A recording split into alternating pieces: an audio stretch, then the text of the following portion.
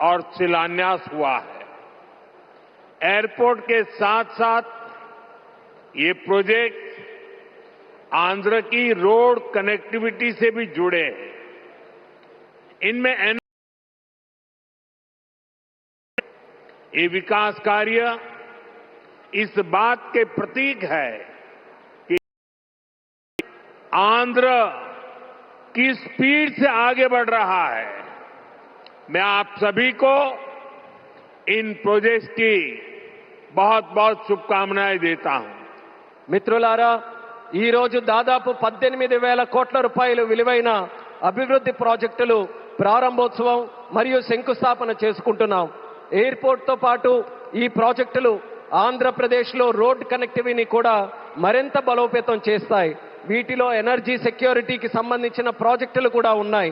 ఈ ప్రాజెక్టులు ఆంధ్రప్రదేశ్కు ఎంత వేగంగా ముందుకు తీసుకొని వెళ్తున్నాయనడానికి ఒక నిదర్శనం. ఈ ప్రాజెక్టుల కోసం మీ అందరికీ నా హృదయపూర్వకమైనటువంటి శుభాకాంక్షలు. साथियों, आज का ये आयोजन नया इतिहास, नए रिकॉर्ड इसे रचने का भी है। आज एक और विकास के नए रिकॉर्ड बन रहे हैं, तो साथ ही ढीमसा डांस का सांस्कृतिक रिकॉर्ड भी रचा गया है। और ये चंद्रबाबू की विशेषता है कि उन्होंने दो क्षितिजों को छुआ है। एक तरफ ऊंची आसमान को छूने वाली व्यवस्था, एयरपोर्ट का निर्माण, और दूसरी तरफ मेरे यहां के आदिवासी बहनों के द्वारा ढीमसा नृत्य का विश्व रिकॉर्ड बनाना। मैं चंद्रबाबू के इस विजन को विशेष रूप से सराहना करता हूं। మిత్రులారా, ఈ రోజు ఒక కొత్త చరిత్ర, ఒక కొత్త రికార్డును సృష్టించిన రోజు కూడా. ఒకవైపు అభివృద్ధిలో కొత్త రికార్డులు నమోదవుతున్నాయి, మరోవైపు దింసా నృత్యం కూడా ఒక సాంస్కృతిక రికార్డును సృష్టించింది. ఇది చంద్రబాబు నాయుడు గారి విశిష్టత అనేది నేను తెలియజేస్తున్నాను. ఈ రోజు చంద్రబాబు నాయుడు గారు ఒక రెండు అంశాలని టచ్ చేశారు. ఒకటి నింగిని ఆకాశాన్ని అంటే ఎయిర్పోర్ట్ అయితే, మరొకటి గిరిజనుల సోదర సోదరీమణులతో ఈ రోజు దింసా నృత్యంతో ఒక రికార్డు సృష్టించారు. ఇది చంద్రబాబు నాయుడు గారి విజన్. దీనికి నేను హృదయపూర్వకమైనటువంటి అభినందనలు తెలియజేస్తున్నాను.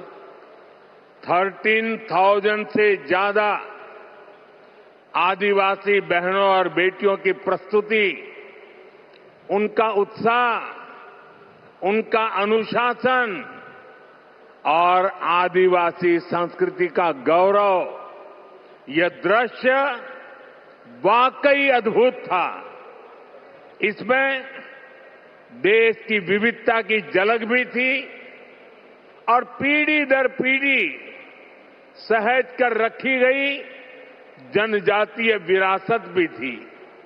मैं इस प्रस्तुति के लिए आप सभी का और विशेष रूप से मेरी आदिवासी बहनों और बेटियों का बहुत बहुत अभिनंदन करता हूं.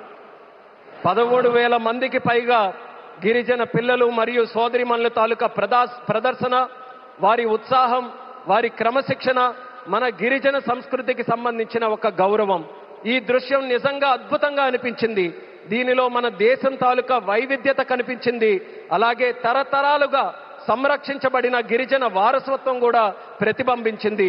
ఈ అద్భుతమైన ప్రదర్శనకు మన గిరిజన పిల్లలకు, సోదరీమణులకు, అలాగే ఇక్కడ ఉన్న అందరికీ కూడా నా హృదయపూర్వక అభినందనలు తెలియజేస్తున్నాను.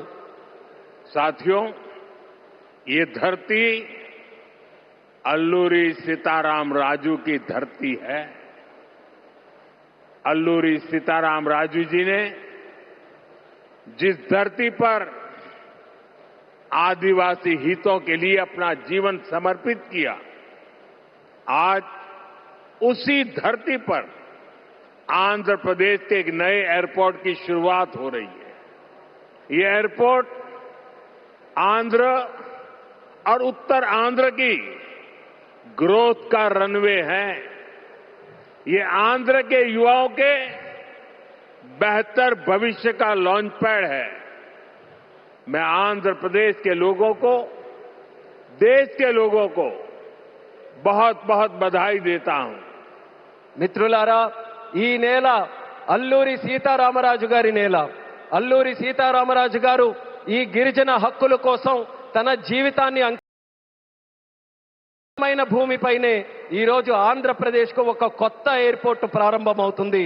ఈ ఎయిర్పోర్ట్ ఆంధ్రప్రదేశ్, ముఖ్యంగా ఉత్తరాంధ్ర అభివృద్ధికి ఒక కొత్త రన్వేగా పనిచేస్తుంది. ఇది ఆంధ్ర యువత యొక్క ఉజ్వల భవిష్యత్తుకు ఒక కొత్త లాంచ్ ప్యాడ్ లా పనిచేస్తుంది. ఈ సందర్భంగా ఆంధ్రప్రదేశ్ ప్రజలకు మరియు దేశ ప్రజలకు నా హృదయపూర్వక అభినందనలు. साथियों, पहले जब एयरपोर्ट बनते थे तो एयरपोर्ट के नाम एक ही परिवार के नाम पर चढ़ जाते थे. हमने इस परंपरा को बदला.